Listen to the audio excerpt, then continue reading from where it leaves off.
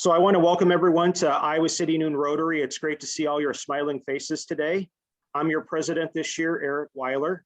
We start every meeting with the Pledge of Allegiance. So if everyone could please take a second and unmute yourself, we're going to share a slide of the American flag here.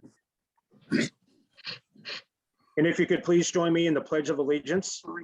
I pledge allegiance to the flag of the United States of America and to the republic for which it stands, one nation, under God, indivisible, with liberty and justice for all.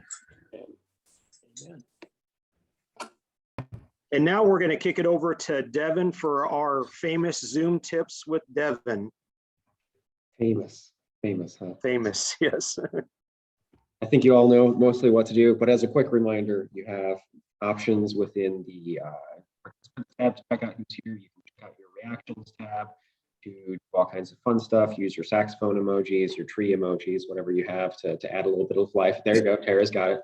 To add a little bit of life to the proceedings. And then you have your raise hand option there as well for questions. At the end, if you have an announcement or if you have a guest or have a guest or visitor, make sure to check that out. If you could go to the chat and sign in to let us know that you're here so that we can help take attendance and see how well attended these things are so we can continue to do good programs. And then finally, I will encourage you to check out your view and switch between speaker or gallery, depending on if you want to see all the rest of your fellow Rotarians smiling faces or really focus in on a speaker at any given point. Back to you, President Eric. Great, thank you, Devin. Devin, is there a basketball emoji in honor of our speaker today? I'm guessing maybe with athletics, there's the difference. Oh, almost inevitably. Yes. Yes. So we most appropriate emoji. Oh, perfect. We love to see new faces every week. One of our initiatives, both locally and internationally, is every member bring one. We know by growing our membership, we can do more great work in our community and around the world. So I want to encourage everyone to invite a member throughout the year. So if you are a visiting Rotarian, or if you are a Rotarian with a guest today, or you somehow got this link and wondered, what in the world, where am I at? Click raise hand and we'll call on you to introduce yourself. And Tara Minetos, I see you have your hand up, Tara. Yes, so Tara Minetos here, co-chair of the Rotarian Supporting Women Committee. We have an extra special guest here today, and that was our 2021 scholarship recipient, Hannah Votes. And I may have mispronounced her last name, but she's a fabulous candidate at the University of Iowa, really impressed us with how she balanced school and work and lots of community activities. And I just know she's having a fantastic first semester. So if you would please let her introduce herself and just say a few words about how it's going. Thank you, Hannah. Hi, everyone. As Tara said, my name is Hannah Votes, and you did pronounce it right. It's just spelled weird. But I am a freshman here at the University of Iowa. I'm majoring in biomedical engineering, and I have had a great first semester. I'm originally from North Liberty, so I'm like from the Iowa City area. I went to Liberty High School, and yeah, but I'm loving Iowa so far. My classes are super fun. I'm involved so in high school, I was in choir. And so I tried out for one of the a cappella groups here in college. And so I sing in one of the collegiate a cappella groups at Iowa, which is a ton of fun. And I love that. And I recently got involved in some research on bladder cancer. So I'm just getting started with that. And I absolutely love it. And yeah, I'm also involved in the Society of Women Engineers, which is just a group of women in the college, since there aren't a ton of women in the college, but we do service projects and networking, and I absolutely love Iowa. Thank you guys so much for supporting me. Great, thank you, Hannah. Tom Cook, you have a guest, Tom? Yes, I have a guest, Steve Semkin. Steve is the founder and publisher of Ice Cube Press in North Liberty. He's been there for the last 30 years and is focused on publishing books related to the Midwest and life here in this part of the world.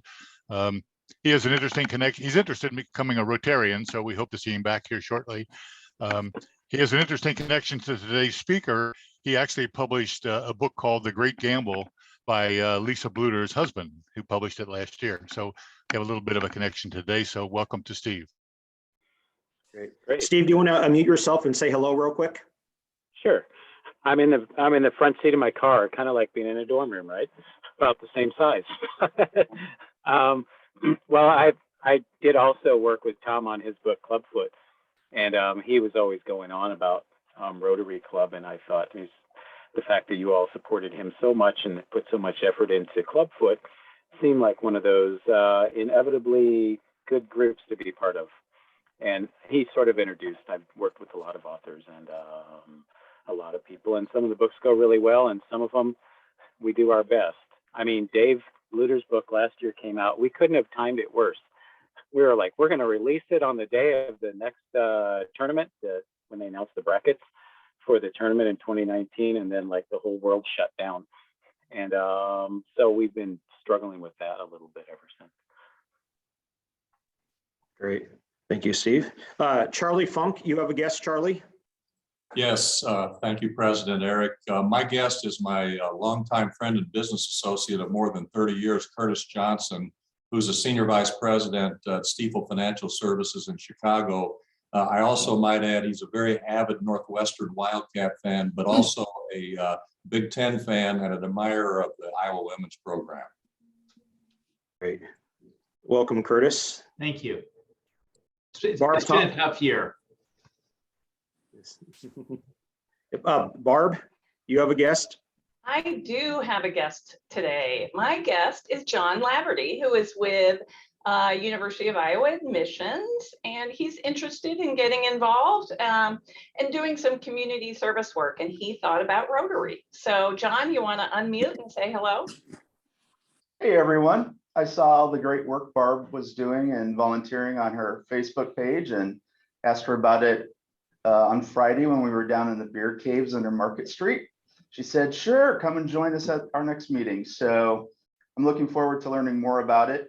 I lived in Cedar Rapids for a long time and was on the school board and things, and did many things with the Rotary Club up there, and looking forward to learning more about the Rotary Club here in Iowa City. Great, welcome, John. Linda Farkas, Linda, you have your hand raised. I do.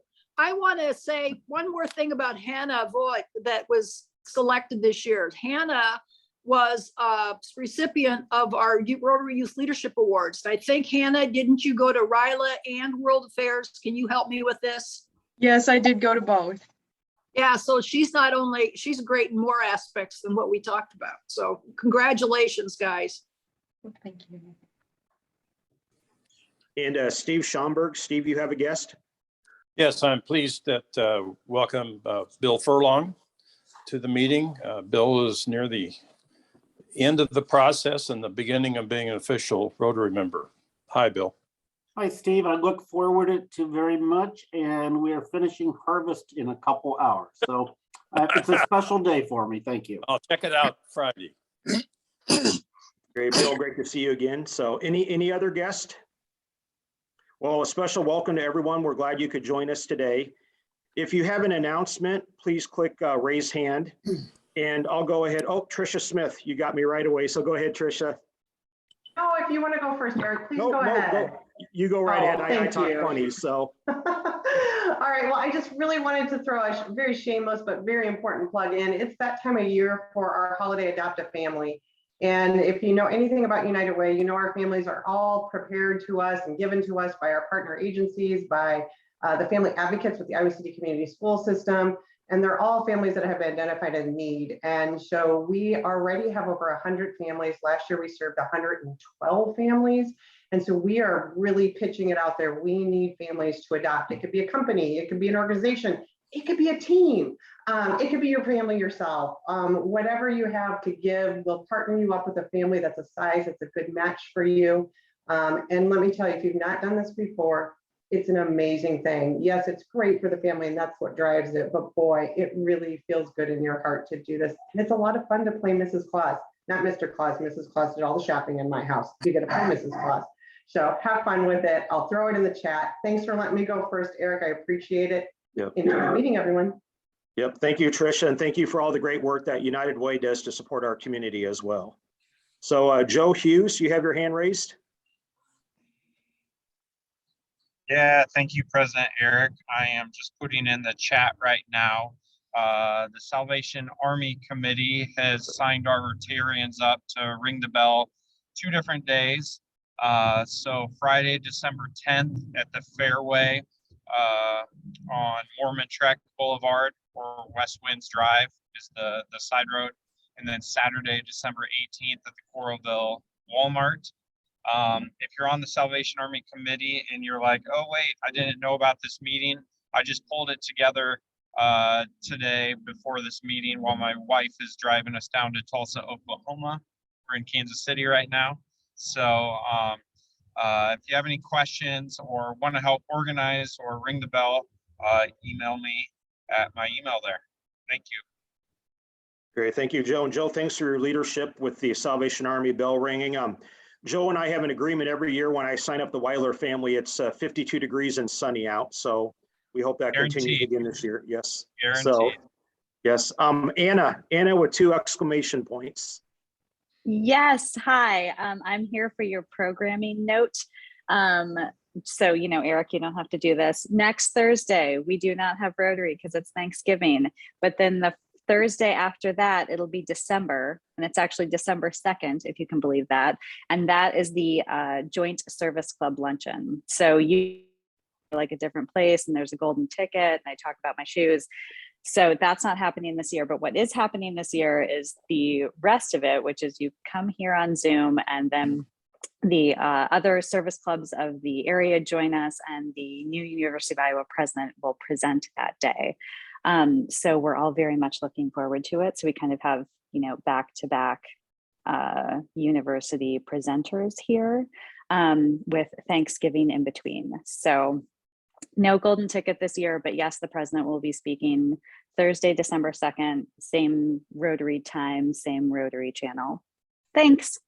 Great, thank you, Anna. Tita Kaufman. Tita, you have an announcement? Oh, you're on mute. There you go. Yes, I'm Tita Kaufman, and I'm looking for Rotarian volunteers to interview students for the World Affairs Seminar that will be held next summer. But we are in need of at least 2 volunteers to interview students at City High on December 7th from 2:30 to 4. And I know that Aaron Schaefer is looking for some volunteers to help him with Liberty.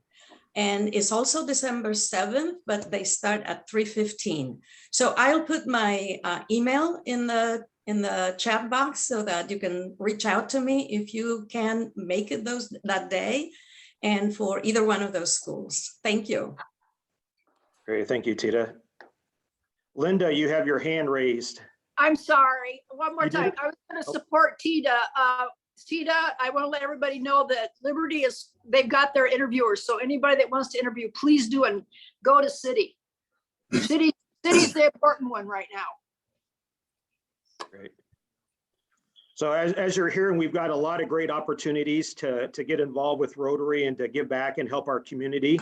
And the great thing is I had about 5 or 6 bullet points on my list to mention, and they've pretty much all been covered. And one of my goals as your club president is communication. I want to make sure everyone is aware of the great program speakers we have upcoming and the great ways we have for Rotarians to get involved in our community. So make sure you're reading your email from me every Monday morning, which is providing all that great information and links on how to get more involved.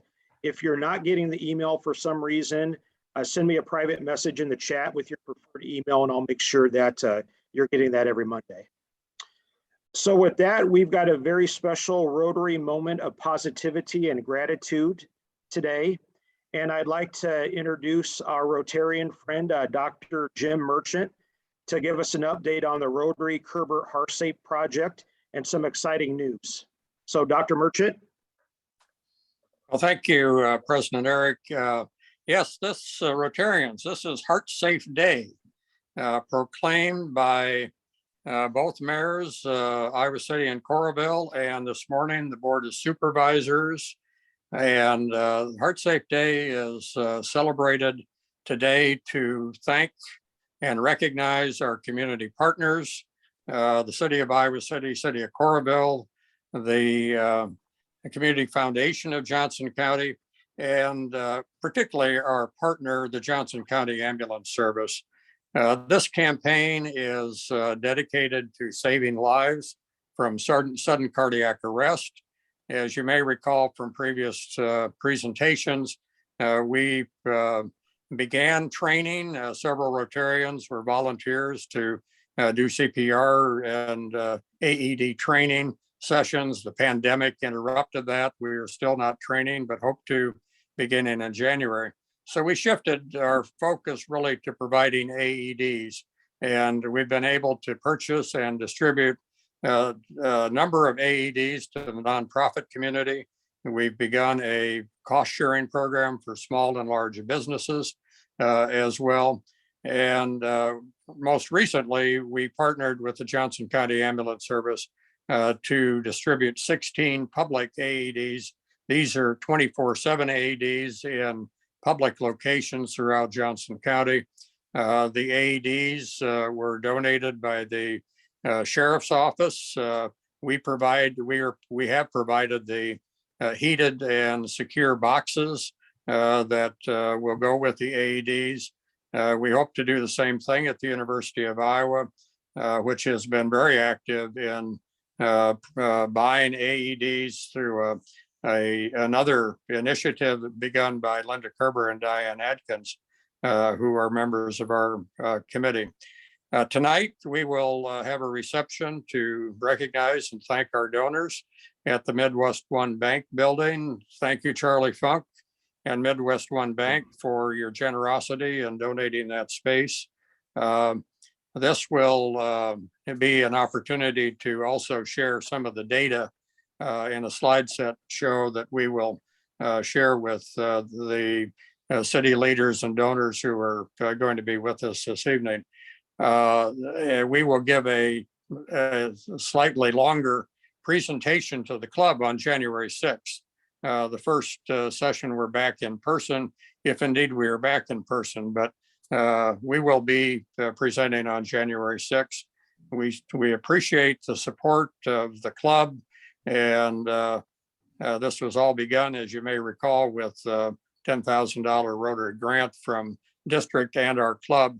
And we're now up over $100,000 in donations, and things are progressing, as you'll learn more about on January 6th. So thank you, Eric, for the opportunity. I think Linda Kerber, if she's on, may want to make a comment. I'm not sure Linda's on though. The Kerber, as you may recall, Dick Kerber, the late Dick Kerber, was a distinguished cardiologist, worked with American Heart Association, really was a leader in developing CPR guidelines, did research on defibrillation, worked with manufacturers on developing AED devices. So that's hence the Rotary Kerber HeartSafe community campaign. Linda Kerber is a member of our club and is, of course, herself a distinguished emeritus faculty member at the University of Iowa. I'm delighted to be here. I'm very touched at what Jim and Diane and Bill Bywater and Mary Lynn and the entire committee have done in this last COVID year and a half. When COVID hit, I assumed that we would stop, that we would go on, we would just stop everything until it was over. And we had a wonderful $6,000 or maybe it was $10,000 grant from the district. And we used it to buy equipment to train people. And I thought we would just go on hiatus until COVID was over.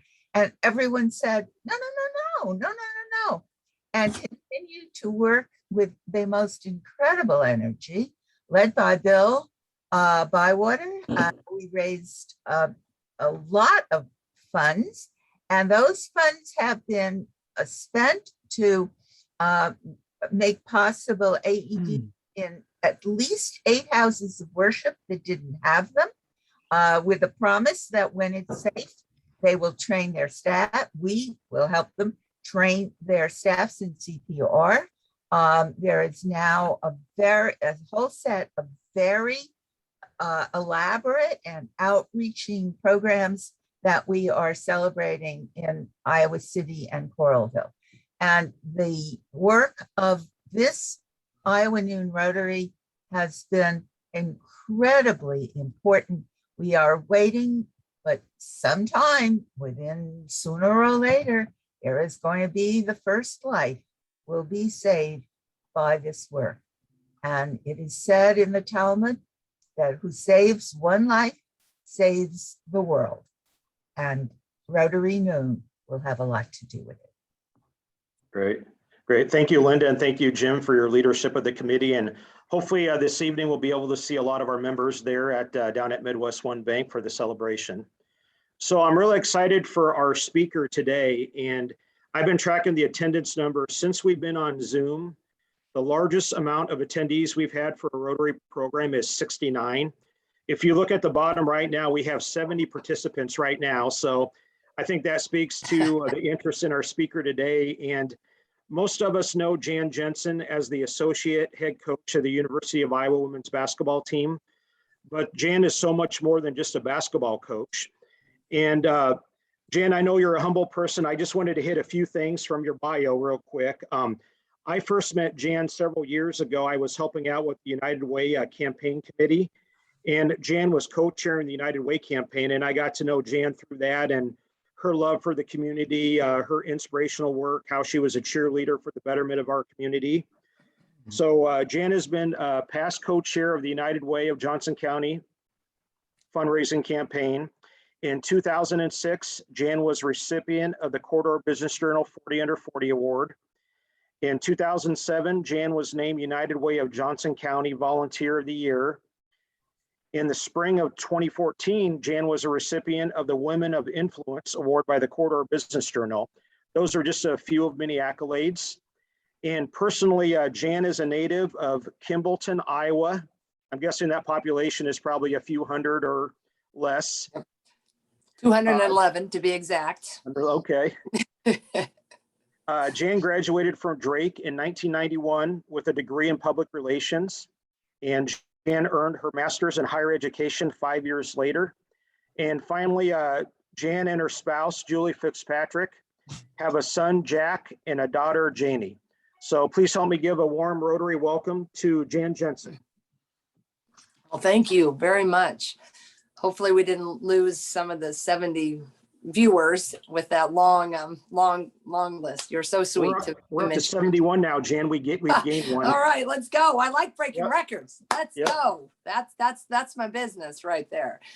Well, I tell you what, I'm always honored to be asked to speak at various entities in the community, and certainly this Rotarian group is certainly filled with a lot of distinguished people on it.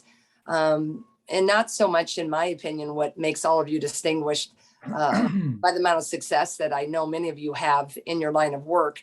But obviously what Eric mentioned, I'm just really thankful to be part of this community. And I've seen so many of you over the years make such, distinguishing marks on this community by your service. And I just want to thank you again for the examples that so many of you are setting, have set, and continue to set. And I think, this being the Thanksgiving month is probably one of my favorite months, because it helps me personally anyway to keep, the first thing first. And to me, basically, I believe that gratitude is really kind of a cornerstone of, I think, everything that I try to be in my life or try to do.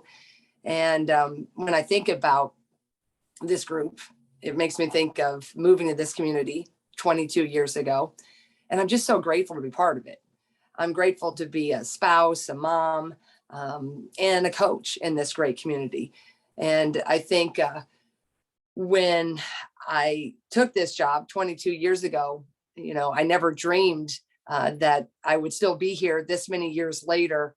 And I don't know, I'm not saying that's a negative. I just think you're so busy living in the moment, and the job was so big and the pressure seemed so great, that you were just trying to, make everybody proud and win and survive to the next year. And then a funny thing happened. You wake up 22 years later and you've been blessed with such an incredible life and gotten to know so many great people, and I get to continue coaching some incredible people. So I think today what I'd like to do is just talk a little bit about what Eric had said, just maybe a little bit about our program, and then open it up for questions. But a lot of times people have asked about our program when I've spoken at different clinics or different, groups. If you're speaking motivationally or inspirationally, or talking about how to have a successful organization. So many times people ask, what's your culture? What's your secret? What's your philosophy?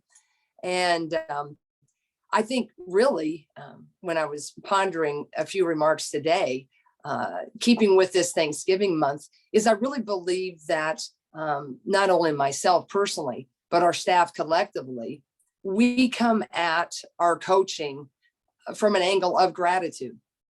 And there's a lot to be said. I mean, I think all of us, if you are a spiritual person, there's much written about in the Bible of gratitude. If you are a person that has read the book, The Secret, that talks about throwing out all the positive energy out there and just being thankful and, trying to reap that positive back.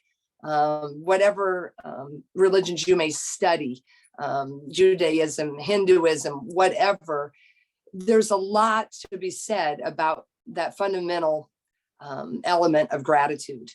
And I believe that our coaching staff shares that view and shares that perspective. And what I found when I've looked back in our coaching career, and whether we've won or whether we've lost, starting out with gratitude always gives us the most opportune chance to be successful in the end, because we're coming at it with a sense of wonderment, a sense of appreciation, a sense of, excitement, because we can't believe that we have this gift in front of us. We can't believe we have this year. We can't believe we have each other. We can't believe that we get to coach these young women. We can't believe we have this chance. And if you think about your own jobs, your own careers,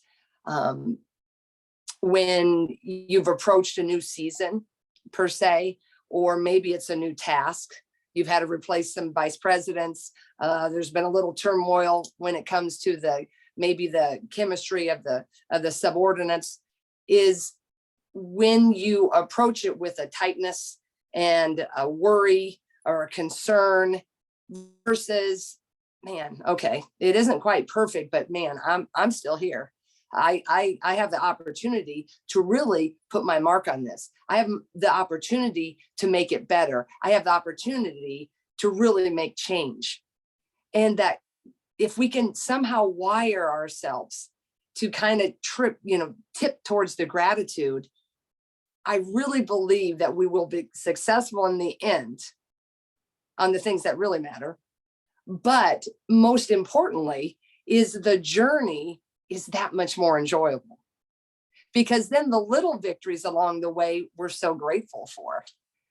The steps that we make, the opportunities that we seize, we're so happier. We're thankful. We're looking at it with a lighter heart and a lighter spirit, which then I think is very contagious to all those around us. And so my approach may be much different than your approach, but I really believe when motivating people, they respond when you are positive, uplifting, and believing in them.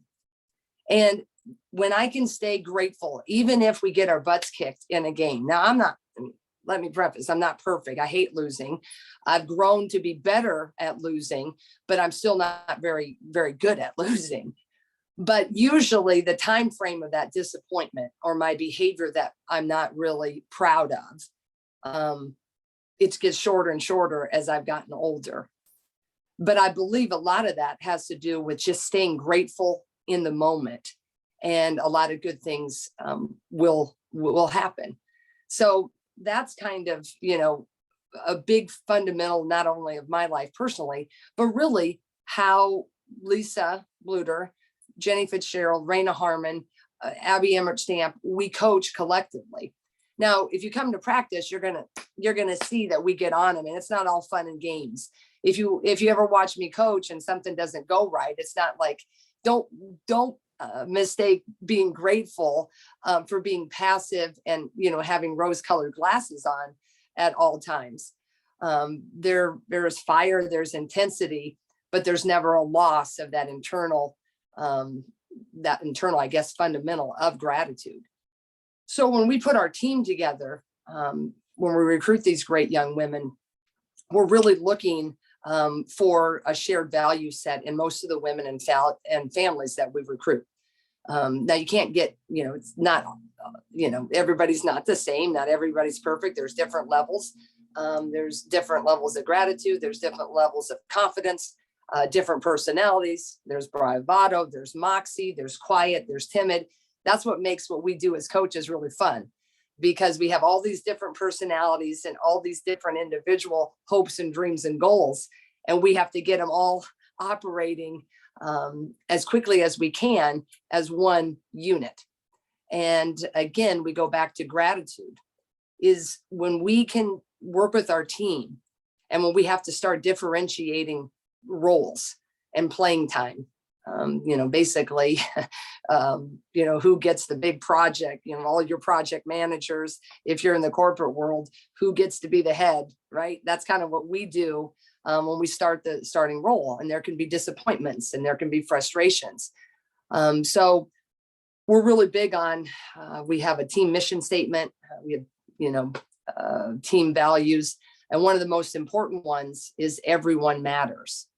And when we can make sure that every kid in our team, whether they get the, you know, newspaper headline or not, but they can feel valued and that they really do matter to the organization, their disappointment in not playing is usurped by their gratitude that they're a part of it.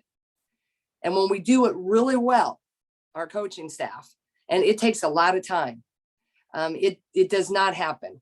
The culture piece, the fired up on the sideline, the kids being vested, you know, waving the towels. It takes a lot of one-on-one. It takes a lot of meetings and a lot of reminders of how really special each kid is on our team, that they're part of it. And it takes a lot of just, you know, one-on-one conversations to make sure that they know they're valued, because then that's when the gratitude kicks in and it can override some of those disappointing times. And when you're not a star, it's disappointing. I mean, we all want to be a star. If we're all honest, I mean, maybe some of the very, very extreme introverts among us, or, you know, very truly altruistic people. But I think most of us, those egos we battle, we all want to be the star. We want to be the first teamer. You know, we want to go play, you know, at the top level or be the CEO or what have you. So being able to accept roles that you wish you didn't have, but still be grateful for it, therein lies the greatest challenge. So that's a non-tangible thing that I think is the greatest challenge of any coaching staff. And I believe that our coaching staff has our heart in the right place when it comes to that. And I'd like to think that's why when you come to watch us play, you appreciate those genuine smiles. Is you get fired up, you can't help but cheer for them because you're sensing that they are thankful to be there. And I sure hope you're sensing how grateful they are when you do show up for our games. Because the women's game, it's, you know, women's sports overall, societal, it just isn't as appreciated, in my opinion, certainly not celebrated as much as a male sport. And that's not a slam. My son's a going to be a high school player. And I hope, you know, he has a great time. I want people to go support the boys and the men's. You know, I respect the heck out of Fran and our staff. I'm just saying that for women, for some reason, societally, it just really hasn't caught on that winning the Women's National Basketball Association, the WNBA title, it is viewed as less than as the NBA, the men's title. Because the only reason is because people don't watch it. They don't care about it as much. And that can be hard when you're a, you know, women's pro player. So my point in bringing all that up is when you come to Carver to watch the men and watch the women, they truly are grateful that you're there. And we try to make sure that they, you know, understand that when people are giving their money for tickets and their time, that we want to put a good product on the floor, certainly, but we want you to know that, man, are we glad you're there. So on behalf of our whole team, we thank you for showing up. We thank you for supporting them as young women on the court, but I hope you see them in the community too, because they know that they chose Iowa, not just for the basketball experience, but for everything else that makes that downtown rock. Everything else that makes the new river landing so cool and trendy. Everything else that makes being an Iowa Hawkeye athlete so special is because all of you working in this community are making it feel like that. So thank you, thank you, thank you for what you do to help us recruit. But also when I take off my coach hat, for just me being a community member. So that's a little bit of maybe a philosophy of which we try to coach, to have a product of which you're proud and can really, really cheer for. And now I'd like to open it up to any questions if you guys would have about our team, the current team.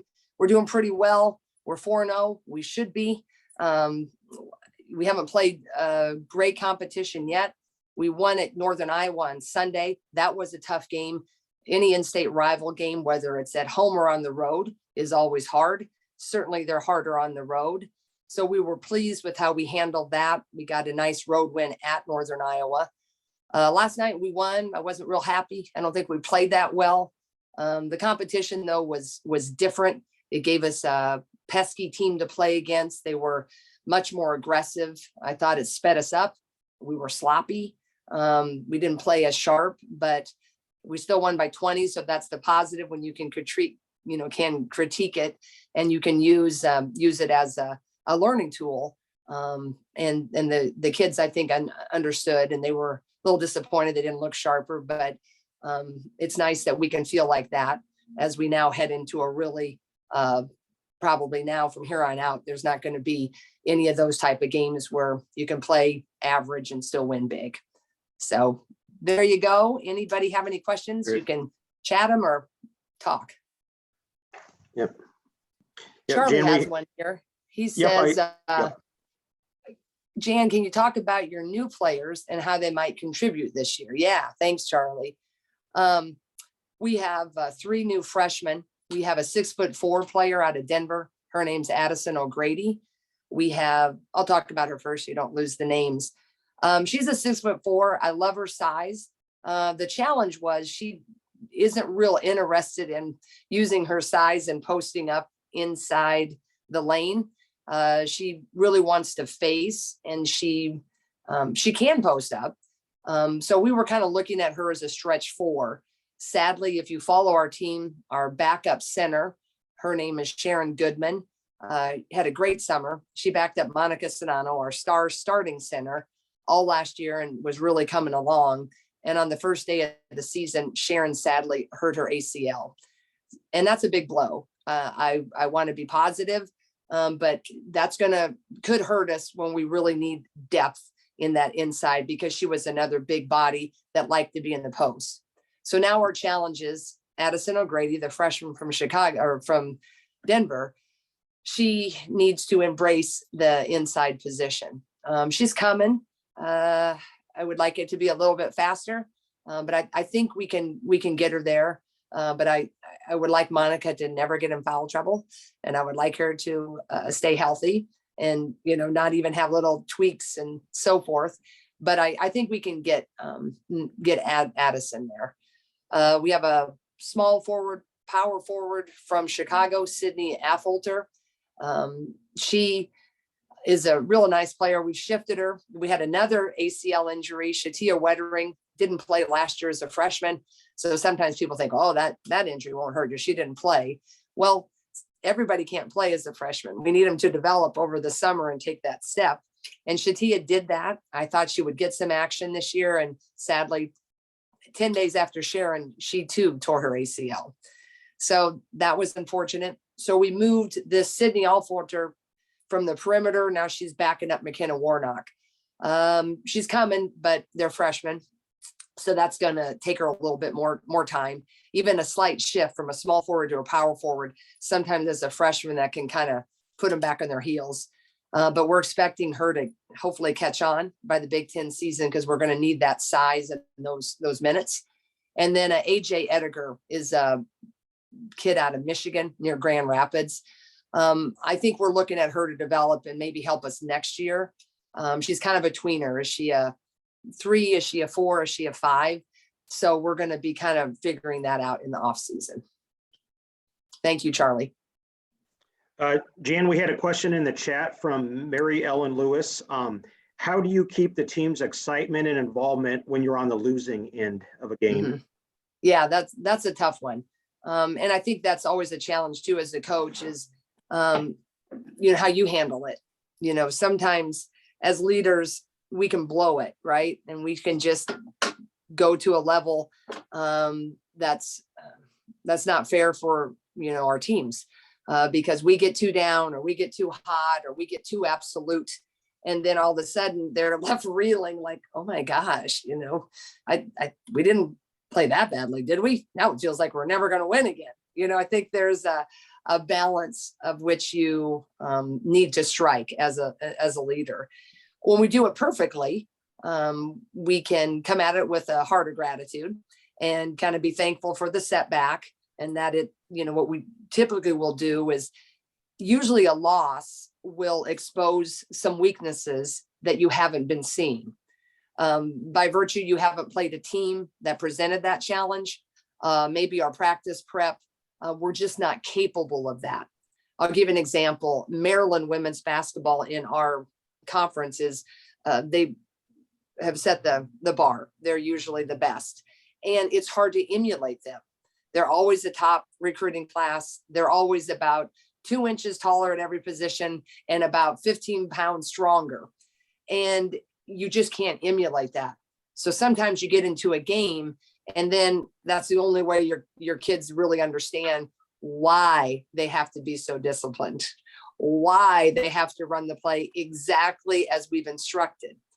And until you get to those moments, sometimes, they're still kids, right? Just like parenting and your own kids or coaching, sometimes they just have to have the experience.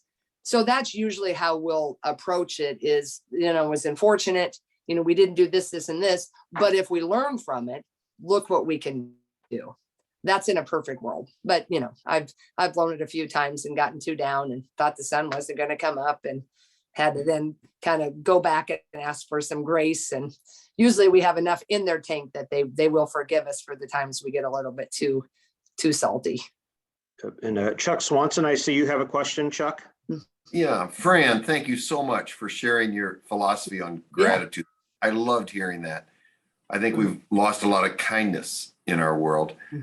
From what I understand, and really what I observe too, is there's a lot of mental illness that is, on our campus, in the world, really, all over. How do you deal with that? You've got to face that in your business too. Yeah, and thanks for bringing that up. I think there's really a misnomer with anyone that leads, anyone that's popular, anyone that's very successful, anyone that is perceived to have it all. I think there's undue pressure as to maybe what that persona looks like. And I think with athletes, that is very, very prevalent. In fact, we're at an all-time high within collegiate athletics. And likely at the university with kids that need therapy, need counseling, and a lot of kids come in already on anti-anxiety or anti-depression drugs because they need it. That's a great thing there if they've sought help and we're there. But the disappointing thing is what's happening before that is getting them to this place where they never feel like they're good enough. And I'm telling you, it could be the diver that just won a gold at the Big Ten meets it wasn't a high enough score. It could be, a football guy that's starting on the line that just isn't thinking he's ever going to make the pros. And these thoughts that go in, it's tough. And then the social media world of which we live in, and some of the kids are on social media, so they're opening themselves up for that. But boy, the vile, the bullying, the inability for, I think, society to realize it is a game. It is a game. It is a game. And these are young people trying to figure it out. And it wreaks havoc. And so I'm really, I'm proud of our university efforts. We have increased our counseling staff. We're very aware. Our staff too has done a lot more programming on all of those types of issues. And I think you put COVID into it now. All of us, I think in our own circles, we've seen the effects of that isolation. We've seen the effects of just media on like the gloom and doom of what's happening with COVID. And that can also, a young freshman that's trying to, earn a minute in a game, let alone a starting role. Boy, all of a sudden it's like everything's ended. So that's, I think that part of my job has gotten harder. I think what few people realize is that there are many sleepless nights by, I think, coaches who are worth their salt about other people's kids. I mean, every time we get a commitment, it is not lost on me that I really have a big part to play in their happiness. And I have to keep it in check because I know I see them come into my office and they're crying because they have lost the fact that basketball is what they do and not who they are. But that's a big responsibility as coaches on helping a kid navigate that. And the depression is real. The anxiety is real.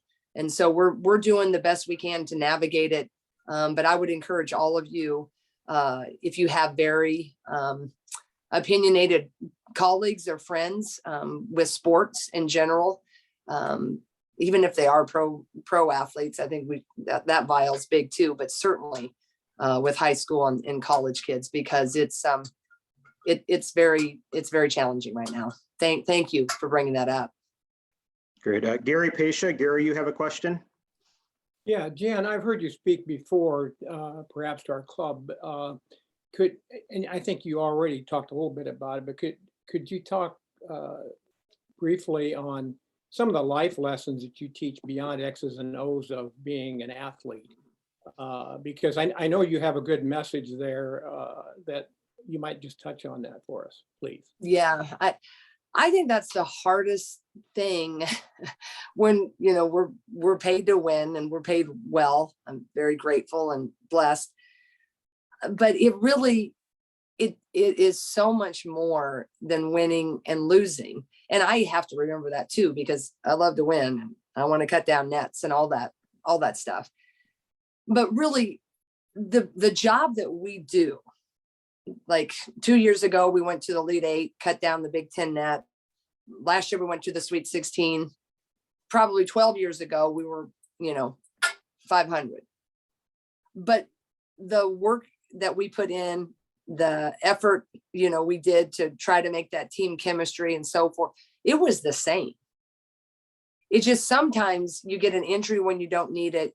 The ball bounces your way too many times negative that you just don't have that magical type of year, right? But I tell you, the 12-year-ago team had just as much success for the rest of their lives as the team 2 years ago did, because I believe the philosophy that we have is we're trying to teach them, you know, how to win with grace and lose with humility, and really make sure they understand that as you leave these doors, you will have both happen to you repeatedly. You will win and you will lose. The world will turn its back on you, and some days it will welcome you. But if you can't navigate those storms of life, you can't navigate that win-loss record, or you can't navigate that unkind newspaper angle in your real life, then it's going to be kind of tough. So we do a lot of life lessons. One thing I'm really proud of, what Lisa has always done, and I've obviously always supported, you only get 20 hours a week to be with your teams. That includes any film watching, that includes any extra shooting. It also includes any type of programming that you're going to have. So if you bring in, let's say, a guest speaker for 15 minutes, that's part of your 20. And Lisa and I have never shied away from life lesson speakers. Every week you will see her take time out, or myself, one of us, and talk about the importance of you know, being a good human being, of giving back to your community, of you know being positive when you're down. And I think that there's a misnomer that people think, well, you're just part of a team and you're just good. You're part of a team and you should, doggone it, you should be able to, when you lose, just strap your high tops back and just get it tomorrow. Well, look at your own life. When life isn't really kind, how hard is it to really just go put on your shoes and get that jacket back on, and by golly, we're going to do it again? It's not always easy. And I think you have to educate. You have to live it. You have to push them outside of their comfort zones. You have to constantly prepare them for what life is like outside of basketball. When even if you're a role player, you're still a big time player. People still are kind of like, okay, what can we do? You know, here's a new pair of shoes. You're fine. You know, they've got all these caretakers. Once you walk out that door, no one cares. So we try. And if we do it right,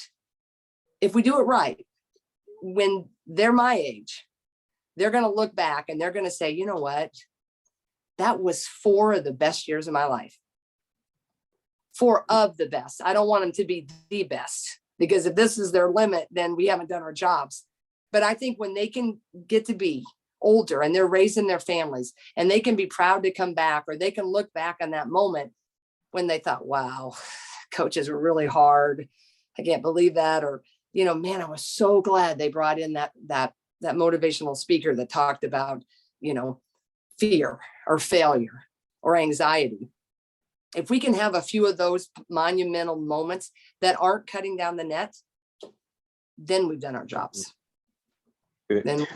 Jan, we have time for one final question. We'll go to Anna Moyer-Stone. Anna? Oh gosh, I did raise my hand, but I didn't know we had time. So I will leave you with this, Jan. Last basketball season, I was over at my parents' house with my daughter, who was 7 at the time. And my parents have an Alexa, you know, one of those things that monitors everything. And my dad goes, "Hey, Alexa, when's the Hawkeye basketball game this weekend?" And Alexa said, "The men's team or the women's team?" So as far as Let's go. So, exactly. So as far as the Moyer-Stone family is concerned, like, you guys are doing it. And I just wanted to thank you again for teaching your players those life lessons, because I think you are doing a great job of creating role models for kids like my own. Well, thank you. And I so appreciate all your support. I see so many of you at our games, and I know how supportive you are for all of our sports. And I can tell you, from Gary Barta to Kirk Ferentz, Fran McCaffrey, Lisa, we appreciate you, and you help us recruit and you help make it fun. So thank you so much for being with us. You truly are part of our team, and we appreciate it. Great. Jan, thank you for an inspirational message and providing an update on the women's basketball team. Jan, in honor of our speakers, each week we make a donation to the Rotary Polio Plus program in the speaker's honor.